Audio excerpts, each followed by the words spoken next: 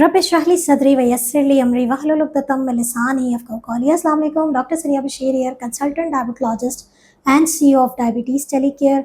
उम्मीद करती हूँ कि आप लोग सब खैर खैरियत से होंगे और यकीनन बदलते मौसम जो कि यकीनन बहुत सारी जगहों पे पाकिस्तान समेत दुनिया भर में बहुत सारी जगहों पर इस वक्त गर्मी के साथ साथ बारिशों का भी मौसम है।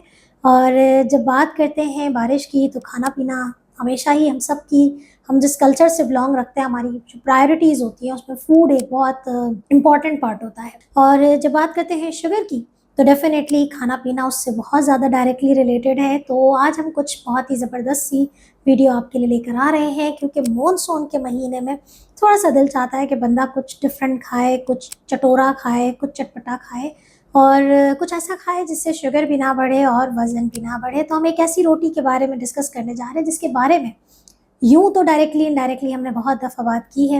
आज हम पर्टिकुलरली इस मौसम के हवाले से बात कर रहे हैं कि शुगर के मरीज़ अक्सर गंदम की रोटी छोड़ना चाहते हैं और उनको समझ नहीं आती कि इसके अलावा किस तरीके से खाया जाए।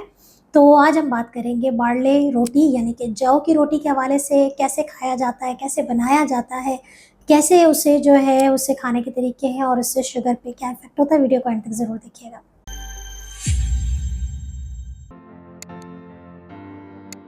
बहुत सारे लोग जौ की रोटी इस्तेमाल करना शुरू भी करते हैं, लेकिन फिर छोड़ देते हैं कि चबाई नहीं जाती, खाई नहीं जाती, कड़क हो जाती है।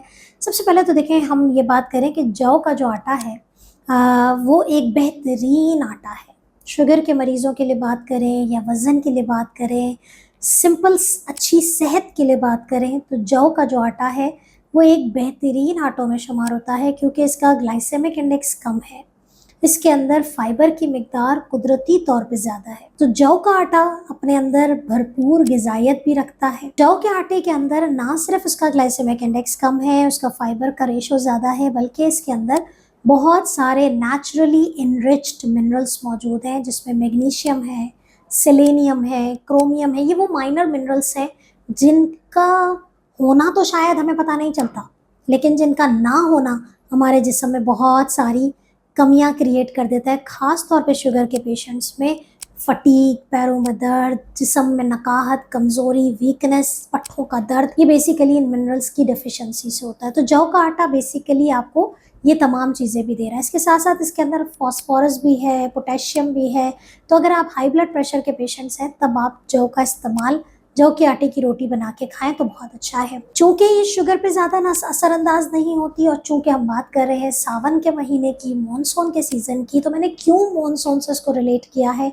मॉनसून के मौसम में, गर्मियों के मौसम में हम यूजुअली कहते हैं इस तरह के आटे से थोड़ा सा निज़ाम हाजमा, एसिडिटी, तेजाबियत, ये वाली चीज़ें हो जाती हैं। मॉनसून के मौसम में शाम में दिल चाह रहा है, सुबह नाश्ते में दिल चाह रहा है कि कुछ हट के खाया जाए, कुछ दिल चाह रहा है बड़े अच्छे खाने खाने का। तो अगर आपने जौ की रोटी पे आप कोई हल्का सा घी लगा लें या आप जैतून का तेल लगा लें और उसे आप गर्मा गर्म तवे से उतार के किसी भी सब्जी, किसी भी भुजिया, किसी अंडे की करी, अंडे से, इवन चाय से भी अगर आप खाएंगे तो आपको यकीन करें बड़ा ही ज़बरदस्त टेस्ट आता है। मज़े की बात यह है कि ये एक टाइम पे आप 2 रोटियां खा सकते हैं।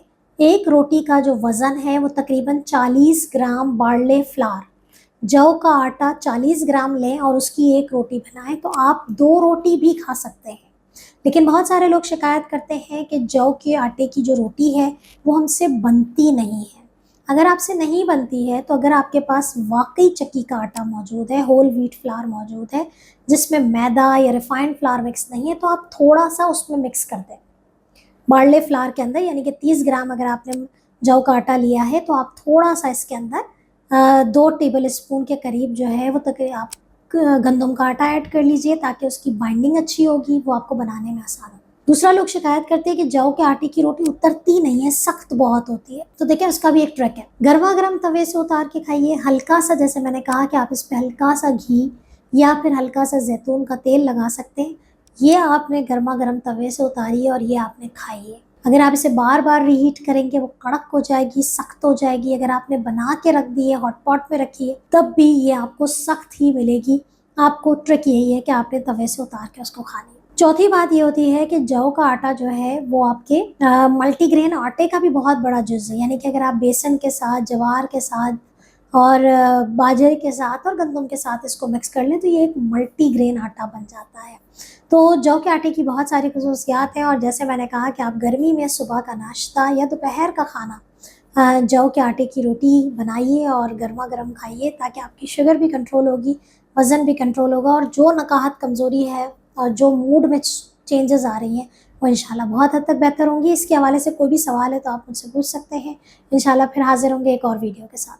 अपना बहुत ख्याल रखिएगा, दुआ में याद रखिएगा। अल्लाह हाफ़िज़।